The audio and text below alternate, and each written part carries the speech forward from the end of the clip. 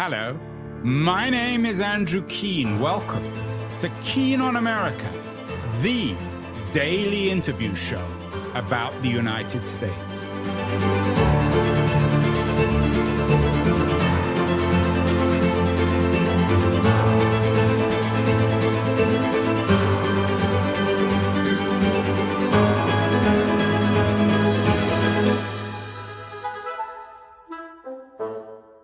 Hello, everybody. It's Sunday, July the 26th, 2026. It's time for our weekly tech roundup with my old friend. That was the week publisher, Keith Teare. Last Saturday, we did a show in which Keith asked who owns intelligence and talked about what he called the smart wealth of nations. In the meantime, Keith has used AI to author a new book appropriately called Who Owns Intelligence? No wonder a lot of people are fearful about AI. Keith, what have you learned from using AI to write a book, Who Owns Intelligence? Appropriate title, perhaps, for an AI book. You know, it was inspired by our conversation last week, the idea of doing it, which was... it's a fairly complicated discussion. The core idea is something called a human wealth fund, which is basically a fund created by AI companies for everybody, initiated by putting their stock into it, global on day one, and not governmental. And we talked a lot about other examples of similar funds, for example, Norway, Alaska. They're not that similar, but they have something in common with that idea.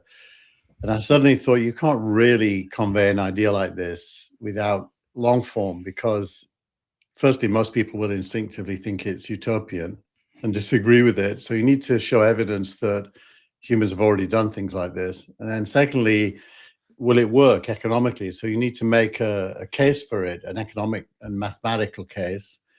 And then thirdly, they wouldn't believe that the companies would do it. So I thought the best form is a book. And I started by using AI to craft the chapters in my own logical narrative style, and then write them one by one. And after about a week, I ended up with something that approximates what I think. No wonder, Keith, AI has enemies. I'm an author. Many other authors are going to be really scared, because coming up with a book, even if it's an AI book in a week, full of ideas, structured, coherent, is terrifying for many authors. And it's an appropriate, perhaps, introduction to our conversation this week. For your editorial, you have chosen to talk about AI and its enemies. Who needs a kill switch? Of course, AI and Its Enemies brings to mind another famous book by Karl Popper in 1945, The Open Society and Its Enemies. So should your, Keith, should your effort to write this book from our conversation last week, should that explain why AI has so many enemies? I don't think so, because AI didn't do much more than take my ideas and turn them into something that approximates my ideas. So what really happened is I wrote a book in a week using AI as a tool. AI would never have been able to start, never mind finish a book without me.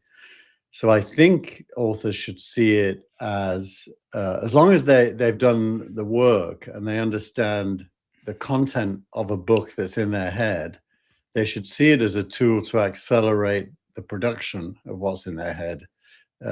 So a good thing. It shouldn't lead to enemies. But I do think there will be a superficial narrative by people. For example, Substack this week introduced an AI detection tool, which I've tested. It's completely incapable of accurately detecting AI. But the spirit behind it was to stop AI unknowingly entering into the lexicon that Substack publishes. So yeah, they're definitely. So would we both publish on Substack. It's interesting. Would Substack then sniff out your AI or at least maybe somewhat authored book, Who Owns Intelligence, would you be able to publish this on Substack? Well, they don't stop you publishing it. They give readers the tool to ask the question, how much I see. So most readers aren't going to waste their time. Most won't, but I tested it on this week's editorial, which it said was 100% AI, and actually was 100% me. Well, maybe you're merging with a machine, Keith. No, I think it's because I use AI to initially craft the structure of an editorial, and you start with its view of what it is I want to say, and then you go through it line by line and rewrite it. So you end up with something that AI has barely touched, other than structure, I guess. But the tool says it's 100% AI, which... Oh, you got to be careful. They're going to get thrown off Substack. We won't be able to do this show anymore. You say in your editorial that AI, when it comes to its enemies, and I'm quoting you here, the enemies of AI are mostly good people. That kind of reminds me of some of my best friends, the Jews. Who are these enemies of AI, Keith? I mean, it's an unusual... I know you sort of borrowed perhaps from Popper's book, The Open Society and Its Enemies, but does AI really have enemies, or does it have people who are uncomfortable? An enemy is a hard, sharp word. Well, there clearly are enemies, but there's also, when I said good people, I'm really describing what you just described. But the trigger event... You mean some of my best friends are Jews? Yeah, exactly. You're one of mine. Exactly. So the trigger is that there is a bill going through Congress that is calling for a kill switch. And one of the pieces actually is from Casey Newton in this week's Reader about Congress proposing an AI kill switch, which seems certainly highly science fictional, but we'll see. Well, there is a real bill, and it really does call for government to be able to... it calls for AI to be able to be turned off. It's the kill bill, is it? I bet they're calling it the kill bill. Yeah, they should if they don't, shouldn't they? And now, interestingly, if you ask who's in favor, it includes the AI companies. And at the same time... So you're not going to blame Dario for all this as you usually do, are you? Not only Dario. I mean, I Sam as well. Slippery Sam as well. Slippery Sam. But paradoxically, the other thing that happened this week is they all signed this. It seems like every week there's a new open letter. This week's open letter was in favor of... It was written by the CEO of NVIDIA, and it was in favor of open source AI, which of course is the very thing that the proponents of this bill are trying to and I'm always so dubious when people use the phrase open source. I've never understood what it meant. You know, Keith, in your editorial that we've been through this before. You've seen this hostility. I'm quoting you. I've seen this pattern before. You and I were both around in the mid-90s. You were even around in the 80s with the internet, or certainly the early 90s. I got involved in the mid-90s. Is this a repeat? I don't remember the 90s being full of people who wanted to kill the internet or switch it off. There were people who were skeptical, dubious, but mostly they just saw it as an economic bubble, as not impacting society. This one's different, isn't it? Well, of course it is different, but it's got some things in common. I have a very strong memory. I opened Siberia Cafe in 1994, which was the world's first internet cafe where you could go in and use a computer when most people had never seen or understood what the internet was. And we were packed. There was a lot of clamoring for the internet.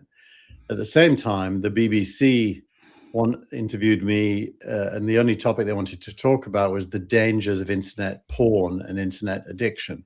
I wonder why they were asking you. Yeah, weird.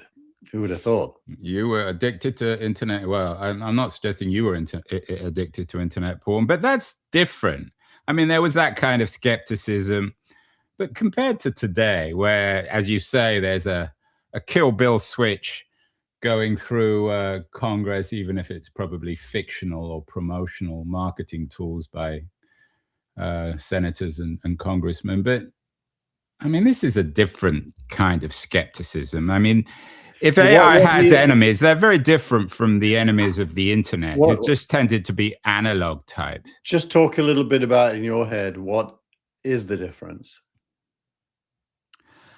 I think the difference is one of uh, drama. I mean, the as you say, I mean, the there is a great deal of hostility to AI. People want to close down data centers. People want to nationalize AI companies like Anthropic and OpenAI. There was none of that in the early to mid 90s. Yeah, I think probably the dominant continued anxiety is all around the scale of change. What will it mean for me is probably the The root authors, Keith, the people put out of business by your 7-day miracle. Who owns intelligence? right. And so what will it mean for me? The internet, I remember people saying libraries would close down. It didn't mean a lot for the average person, and over time everyone started to use it, and It was good for libraries because you put computers in libraries and then people started to go to them again. Yeah. Bitcoin only exists because of the internet, and if you'd have asked then what does it mean for me, and the answer would have been the end of currencies, you would have got more anxiety. But Understandable in that sense. I mean, the idea of living in a world without currency is troubling, worrying, especially if you're not quite sure what the alternative is. So that's the scale of change. Now, with the AI, the answer that is on everyone's lips is it might mean the end of jobs, which of course goes to the core of livelihood. Well, the end not just of jobs, but of man himself. I mean, as smart machines, if you talk about AGI replacing human intelligence, or AGI replicating, competing with human intelligence, and then maybe acquiring its own intelligence, we're talking about a species defining or perhaps killing event. We'll come to that later, Keith, but let me come back to your phrase. The enemies of AI are mostly good people. So I take your point. They're authors and other types worried about their livelihoods. You say mostly good people. Who aren't good? Who are the enemies of AI that aren't good people? I think the AI companies themselves that are trying to get to be regulated by government in order to prevent especially open source competitors having access to a free market. And is that Dario and Sam mostly? They're at the heart of it. I think there's a scale. I think Dario's totally trying to do that. You got to remember he paid $1.5 billion this week as a fine, a settlement, not a fine, for having stolen. Was it a lot of books? I can't remember how many it was. Something like, yeah. But he's not alone. I mean, Google seemed to pay those fines every week, one way or the other. And they've been paying those fines for the last 25 years. But he's and I've said this often. He's an entrepreneur. He's devious. He strategizes, and being regulated is part of a strategy. So he's probably the most sincere in wanting government regulation in order to prevent competition. So you kick away. So you're arguing that he's not a good person because he's trying to kick away the ladder and maintain the moat between him and everyone else. I think Altman kind of zigzags between that point of view and the open source view, which are incompatible with each other, by the way. And then Musk is completely in the open source camp, and doesn't want government to be involved really at all. So there's a spectrum. So Musk's one of the good guys in your mind, at least, Keith. In this context. And what about Google? Google didn't have a great week. They announced their earnings and were pretty good, but their earnings were incredibly good, but they lost $5 billion of free cash flow because of their spending. Yeah, which is a classic market response. Is Google one of the good people here, one of the bad guys? I think they're relatively good on the narrow question of open source. They contribute to it. There isn't really a whole lot of good when it comes to, if you add the word Chinese to the start of open source. The big question of the week is, why is all the good open source AI coming from China? Where is the American open source AI? Yeah, some skeptics or cynics might say it's because it gets funded by the Chinese state to undermine private enterprise, But that's US just and not Europe. factually true. So why, in your view, why are the Chinese better? Or why do they have more competitive open source models? It's a fairly simple answer. They don't have access to walls of NVIDIA GPUs, so they have to make do with lesser hardware for training, which means they're forced to use what's called inference, which is using someone else's AI, asking it lots of questions and learning from the answers. And that's a cheaper exercise. And so they're producing AIs that have leveraged many times Anthropic and OpenAI on public interfaces to train a new AI on the answers. So it's ironic then that the CEO of NVIDIA has articulated, at least in PR speak, support for open source technology, if the reason why the Americans are trailing the Chinese on open source are his chips. Yeah, but he's so he has his cake and eats it, basically. Yeah, obviously NVIDIA's interest is in making sure that everyone can buy NVIDIA chips, and for that to be to happen, there has to be a very big market in building AI models. And so support for open source just is another way of saying more customers. Logical. So who are the bad guys then? One of your pieces, I don't think you're a big fan of Paul Krugman, but you often have his pieces. He interviews one of your old friends, Lina Khan. Krugman and Khan, proponents of nationalizing AI, would they believe in this kill switch, do you think? They don't really talk about their topic is by the way, it's an interview between the two of them, so it's kind of meandering.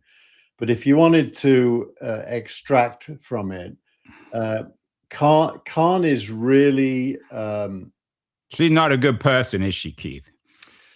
You've never presented her as a good person. She definitely has the persona in her own mind of being a good person. So her core is consumer protection, protecting the average person from things that would happen to them if big companies were allowed to just do whatever they want. So, on the face of it, you think, okay, well, that's reasonable. But in doing that, you end up having to ask the question, who makes the rules and who decides what is dangerous and what is not dangerous?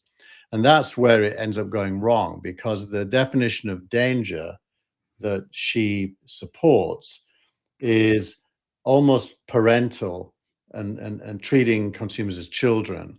Yeah. As the father of 3 boys, Keith, you're anti-parental, and you make it very clear that the problem, while you acknowledge lots of problems with AI and who doesn't, the answer is not nationalization. You don't want the Lina Khans of the world determining AI policy. Is that fair? Absolutely fair. I think government can't really understand how fast AI is changing. If government was to get AI today, 3 months from now, that AI would have been replaced by a better AI. And governments are just not in a good place to lead product change and react to product change. The only thing they can really do is slow it down in their attempts to understand it in order to then control it. And it isn't so much ideological, it's practical. It just wouldn't work. And so there's no point starting there as a remedy to anything. If you do believe that AI is potentially dangerous, probably the best thing that happened this week is when the OpenAI models hacked Hugging Face in the laboratory, when the rails were taken off of the OpenAI models, and they were given a task that required them to do that. And what you found is that OpenAI understood what was happening, stopped it, reported it much faster than any government would be able to. So the right point of control really is the companies themselves, and they should be held to a high standard. But it's the people, they're the ones you're criticizing, the Darius and the Sam Altmans of the world. You for say they're all wanting self-interested, so why would we trust them? for wanting to be regulated. And I think you got to put that into the economic part of their brain. Whereas what they did in the lab at OpenAI when this hack happened was the technical part of their brain.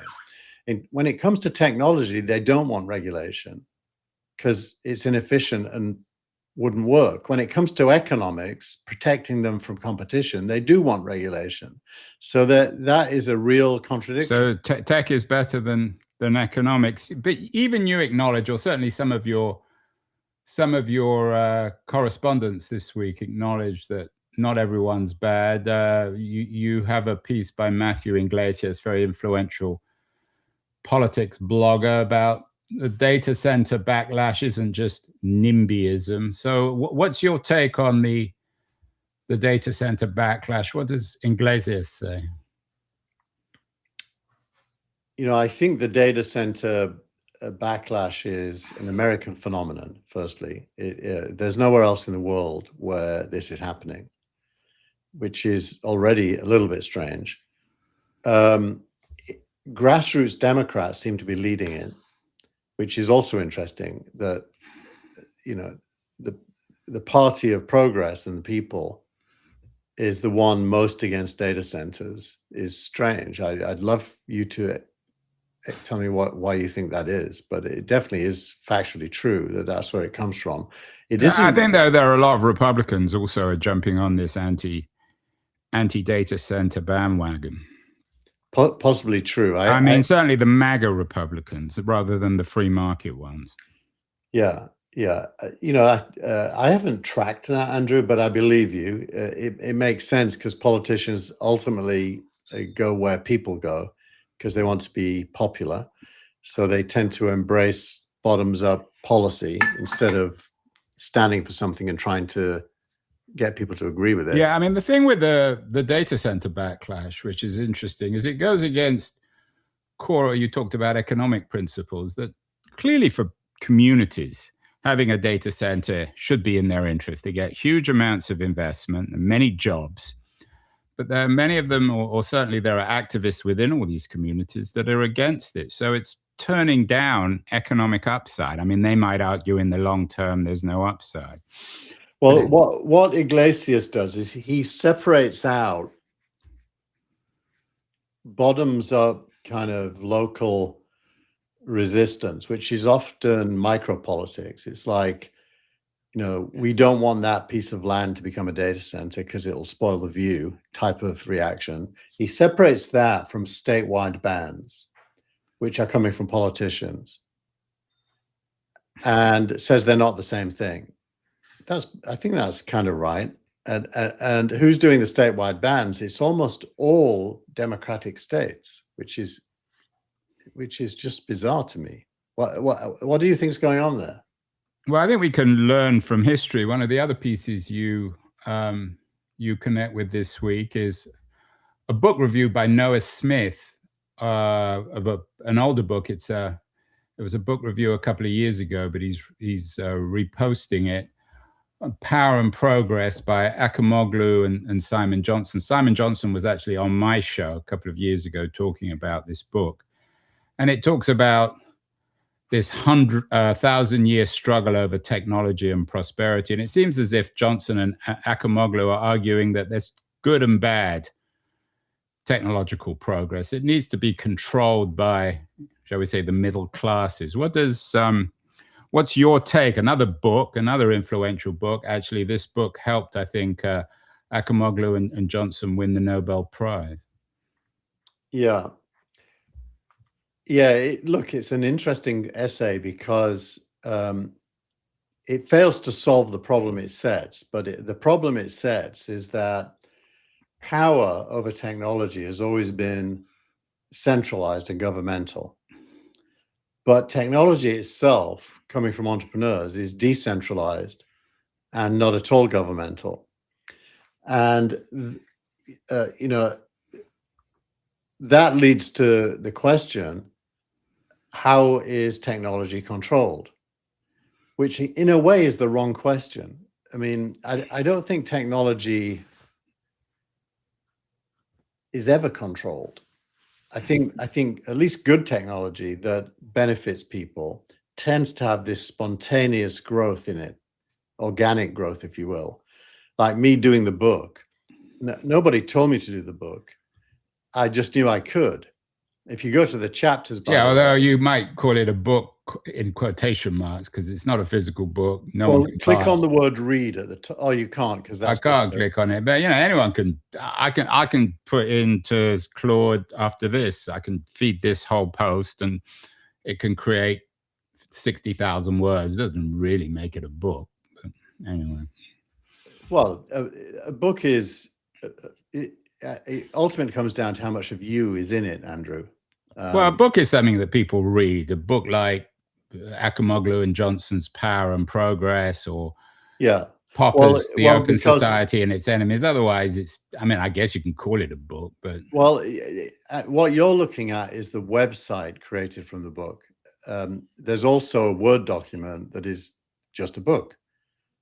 Whether it's printed or digitized doesn't really matter. It's still a book. But still, but I mean, a book seems to me, I mean, defining a book, obviously, I mean, you can have 60,000 words, but someone's got to read it to make it a book. I mean, you can author it, but once people start reading your 60,000 words about who owns intelligence, I might acknowledge in my mind, at least, that it's a book at the moment. Well, I have to publish it first, which I haven't, by the way, just so everyone knows. And I think you, as we've talked before, you might struggle to have it published. So why do you say that? Why do you say that? I'm sure if I wanted to publish it, I could. Well, I mean, you could self-publish it, but I don't think you'd find a publisher to publish it. I don't know. I've published not as many books as you, but I've had 2 books published in the past. Yeah. How many years ago was that? Why is that important? Are we having a kind of a little no, but I mean, it was what, 50 years ago? No, 40, I published the EasyNet book in 1998. Okay. Well, when I will be thrilled to be wrong on this one. When you get your book published by a real publisher, we'll have a whole show on it. Isn't it up to me whether that happens more than anyone else? It's if I want it to happen, I'm sure I can make it happen. We will see. Let's talk about. Last week we talked about Tim O'Reilly's argument that Musk is sort of anti-Smithian, Adam Smith, in the sense that he represents a kind of monarchical view of economics, and I think that that's the essence of the Acemoglu Johnson book, Power and Progress. That middle-class innovation or innovation from below is a good thing, and they're very wary of the kind of Muskian monarchism. One of the other interesting pieces that you linked to this week is by Reena Chandran about why state-owned AI won't solve inequality. We clearly have an inequality problem when you have trillionaires like Musk. What can, if state-owned AI won't solve inequality, which may be true, what can solve it then? What does she say? Well, I think she is trying to grapple with AI. Her main effort is to try to separate historical ownership over industry with ownership of AI and make them distinct and separate. So she talks about Bernie Sanders' 50% ownership idea. Which you rather like. I mean, it's part of your who owns intelligence argument.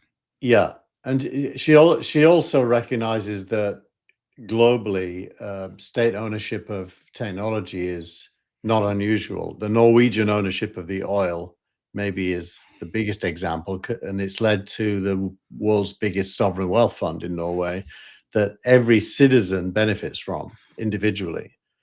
So there's clearly precedent, and she's not wrong to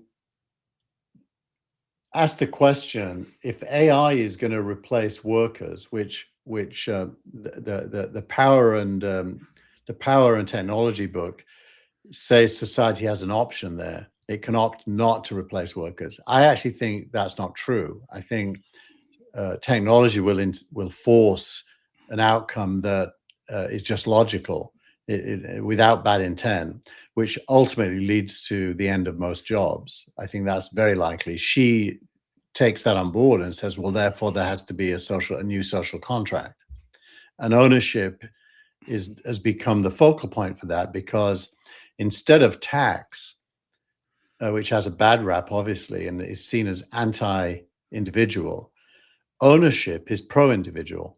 And in a world where individuals become more and more important, especially in their own heads, ownership seems a fantastic alignment to future needs. And that's why I like the Sanders thing. I don't like his form of it, by the way. I just like the idea of ownership being at the core. I mentioned that you linked with Noah Smith's reposting of his review of Acemoglu and Johnson. He also has an interesting piece this week, which you linked to, about whether we ask too much of the American university. I think it's not surprising the American university is in all sorts of crises. It's the heart of the revolution, isn't it? It's where AI will do its greatest damage, or will have its most profound impact, if indeed this is an intelligence revolution, given that the American university was the place to train and, I guess, monetize intelligence. Yes. It's interesting, this week, a bunch of universities, I don't know if it made this week's newsletter, it maybe end up being in next week's, but a bunch of universities have canceled a contract for the AI detection tools because they were incapable of accurately detecting AI, the same as the Substack one, by the way. But they canceled it because it wasn't accurate, not because they wished it would be accurate. And so at the core of the question is, what is learning, and how will learning? That can be the subject of your next book. What is learning, Keith? How quickly could you create that one? I've only really got a title right now, Andrew. I could do it in what, 20 minutes? I need the chapters in my head. Yeah, well, maybe an hour. You see, what you're doing there is a very good example of by the way, I suspect you don't really believe what you're saying, so this is going to be insulting. Well, maybe an hour and a half. It's going to be insulting, but the real you doesn't believe it, so it's not really insulting. But the minute you doubt that a human being could get onto paper some very complex ideas over 80,000 words using AI without somehow undermining their credibility, that's wrong. Well, let's say that, let's take that example. Let's say that Karl Popper had OpenAI or Claude back in 1945. Could he have written, I don't know how long it took. I think he spent most of the Second World War writing the book, which is enormously influential. There are 2 volumes to it. Could he have written it in half an hour or an hour and a half? It doesn't seem, that's like saying before the car, could somebody go from Manchester to London in two and a half hours? Well, we know the answer to that. They couldn't. But thank God someone invented the car and now they can. And thank God somebody invented AI, so you now could. I don't understand how it undermines the human agency. Surely it's the opposite. It gives human agency a path to be disseminated that wasn't available before. So then let's come back to the Smith point, which in American universities, one of their remits, I guess, is training people to write books, which have always, historically at least, had great currency in our culture. What's the point of an American university in our AI age? Yeah, look, we talked last week about bottling intelligence.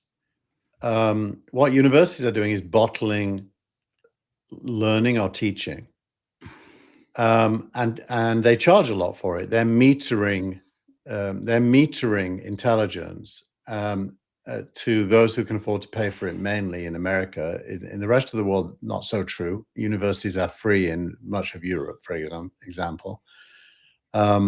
So that business model seems to have be past its sell-by date, I think. I mean, I don't think you can hire 50 professors, put them on a campus that costs a lot of money to build, charge people $60,000 to $80,000 a year to attend, give them a piece of paper at the end, and now they're educated, in quotes. That will be probably the worst way to learn in the not too distant future, because it's so inefficient and costly on both time, by the way, and money.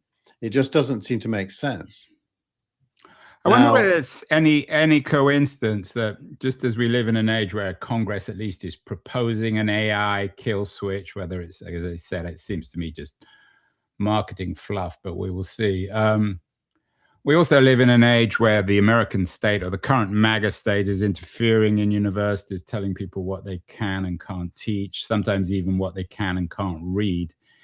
Is this connected, do you think? Is it coincidental that in the age of AI, of all this uncertainty, the state is becoming more and more reactive? I mean, you're not alone in saying that government-owned AI is a terrible idea. I mean, I agree with you 100%.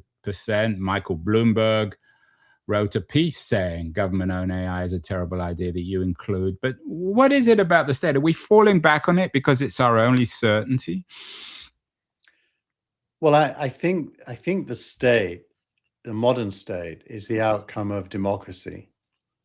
And in a way, we should cling to it because it's what we collectively created to manage and organize society in all of its complex needs in a way that individuals can't. And that, and the legal system, going back to habeas corpus, the legal system provides a framework for getting things done. The law courts provide a framework for judging whether you did it the right way or not, and give everyone recourse. There is debate and discussion leading to laws and acts in the legislature, and the executive branch executes all that. It's the state, depicted properly, is a fantastic outcome of modern times, and the nation state is, compared to anything that came before, fantastic. What's wrong is that it's become both corrupt and flawed in various ways. It's really no longer an expression of the people, and that therein lies, what needs to be unpacked. What should a modern state look like?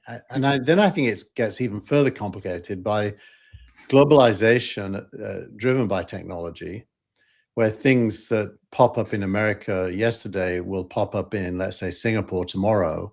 There's really no borders when it comes to technology. That leads to a globalizing policy need that is absent. So what exactly are you calling for? One of the other pieces you connect with is from the San Francisco Standard about AI's new political donor class, which of course is made up of people like Dario and Sam and everybody else, Musk, is already outspending big tech's last one. Would you call for profound campaign finance laws so that this new AI plutocracy can't buy elections and politicians? I haven't really turned my mind to that. I have the kernel of an idea, and the kernel of the idea is that smartphones and voting means that voting can be almost instant and the results almost instant. Of course, not everyone has a smartphone, so if you don't have one, you should be able to go to the library and place a vote, but electronically. And I think that leads to democracy becoming deeper and richer for those who want to participate. It would be massively irritating if there's too many votes, because most people don't want to spend their life thinking about the collective. They need their individual life as well. But it really comes down to that, 16th, 17th, 18th century question about the relationship between the individual and the state.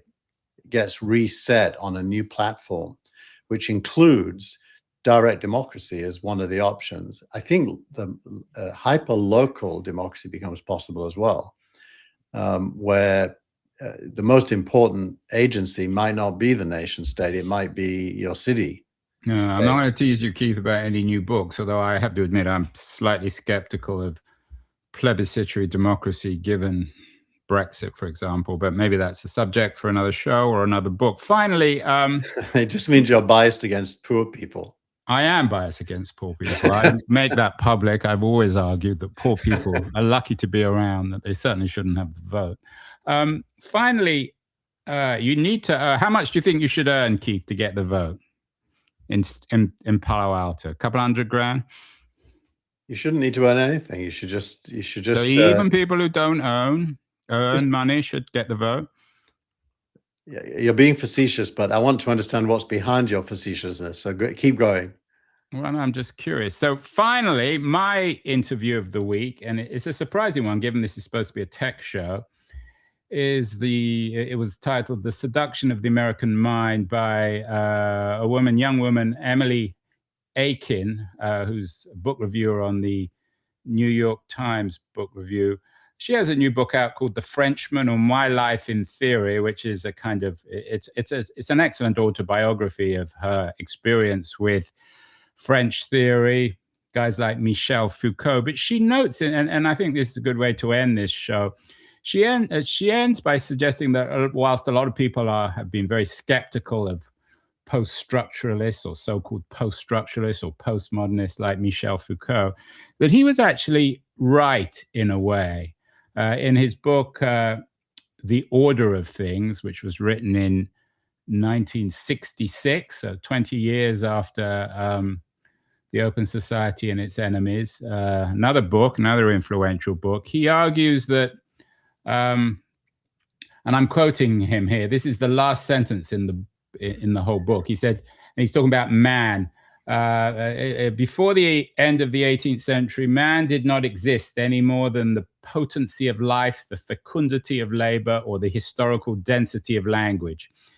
He is quite a recent creature, while the demiurge of knowledge fabricated with its own hands less than 200 years ago.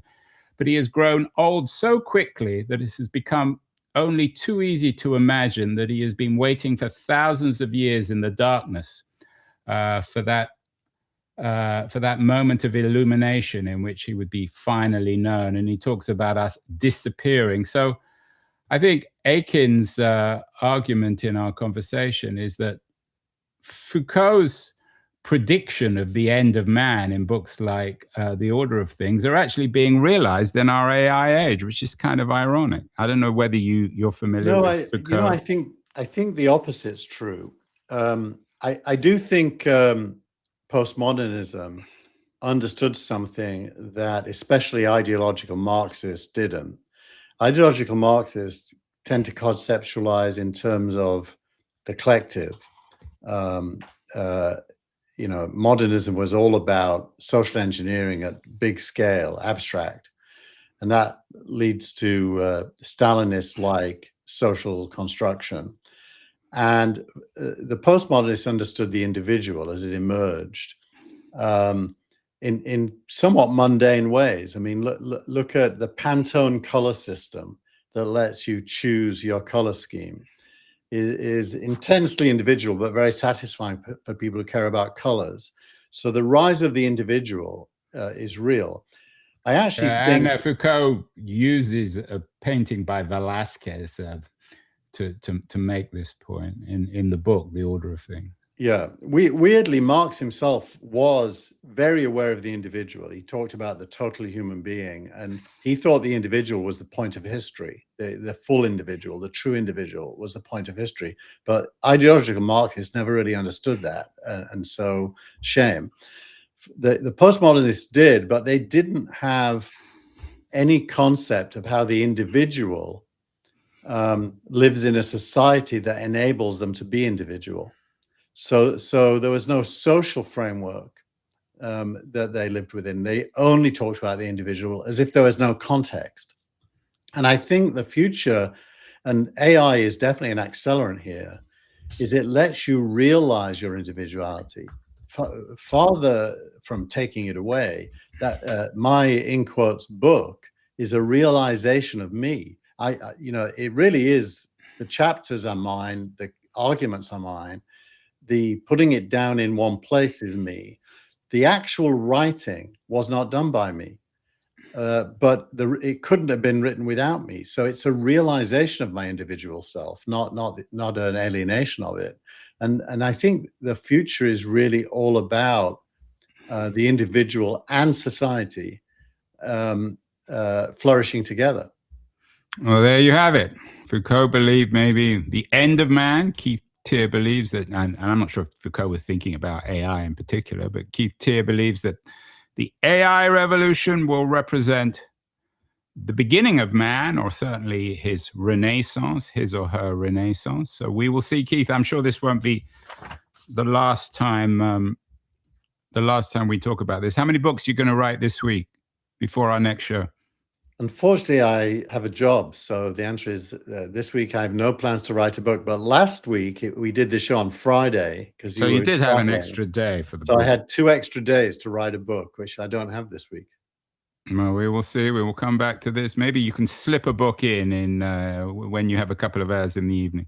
Always dangerous to slip things in unknown. Oh, well, we will come back. This is supposed to be a family show, Keith, but we will talk again next week. Keep well, keep writing, keep thinking, and we will talk again next week about books, AI, and the end of man. Thank you so much. Bye. Hi, this is Andrew again. Thank you so much for listening or watching the show. If you enjoyed it, please subscribe. We're on Substack, YouTube, Apple, Spotify, all the platforms. And I'd be very curious as to your comments as well on what you think of the show, how it can be improved, and the kinds of guests that you would enjoy hearing or listening to in future. Thank you again.